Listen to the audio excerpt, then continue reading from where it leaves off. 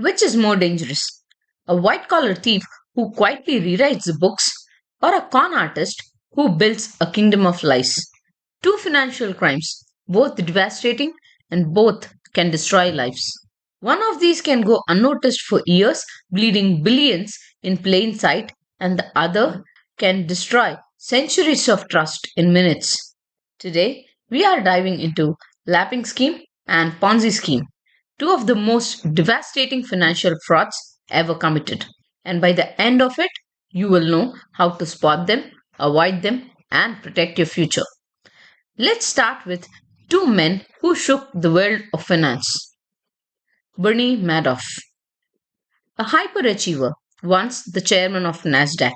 He was respected, admired, and trusted by some of the most powerful people on Wall Street. In 2008, the world discovered the truth. He was running a giant Ponzi scheme, wiping out billions and shattering countless lives. On the other side, Nick Leeson, a trader at Barings Bank. Not famous, not flashy, but when left unchecked in a system with no internal controls, he started cooking the books to hide small trading losses. What started as $20,000 turned into nearly $1 billion in hidden losses. Result: the collapse of Barings Bank, a 232-year-old institution. One operated in the shadows, the other hid in plain sight. Let's break down how. First, what is lapping? Lapping is stealing from one and using the money from others to cover the theft and hoping no one notices it. Here's how it works. Mr. A runs a business. His accountant, Mr. K, receives payments from B, C, and D. First, D pays 25,000. K, the accountant, pockets it. Later, B pays 40,000. K uses 25K to cover D's missing money and records 15K in the accounts of B. Then C pays and the cycle continues. The books look fine, but underneath it's a ticking time bomb.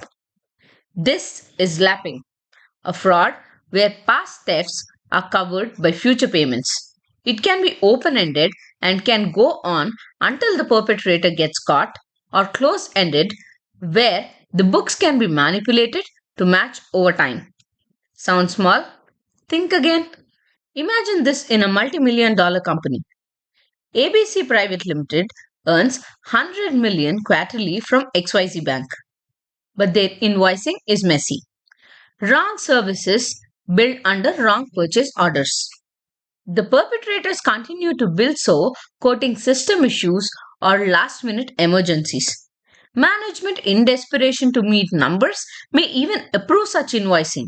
Now, suppose someone from ABC's billing team colludes with XYZ's payment team, together they can siphon off money, then hide it as bad debts. Without robust internal controls, this mess becomes impossible to trace. Nick Leeson did something eerily similar. He created a secret account, 8888, to bury his trading losses. No one asked questions, no one checked. By the time they did it, it was too late. It wasn't just money lost, it was the end of Barings Bank. Lapping seems internal, but its consequences can be catastrophic. Now, let's learn about the Ponzi scheme. Mr. X takes 10 lakhs from you, promising stellar returns. Instead of investing it, he uses money from a new investor to pay you and claims it to be your profit. You see 10.9 lakhs back. You're thrilled. You tell your friends and they invest too.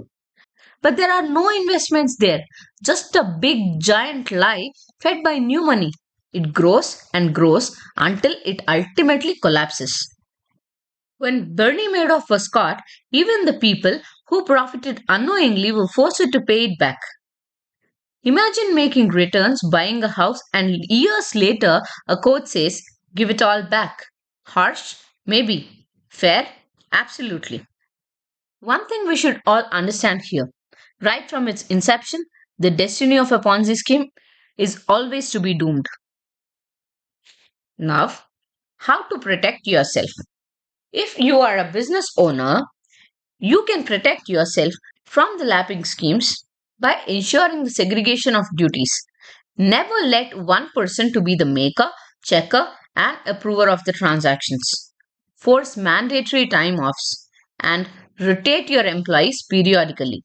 Build a strong internal audit team. Never ignore suspicious bad debts. By doing these, you can protect yourself from misrepresentation of your accounts. And then the Ponzi schemes. Watch out for too good to be true returns. Don't invest in things that you do not understand. Research the fund, the person, and the process.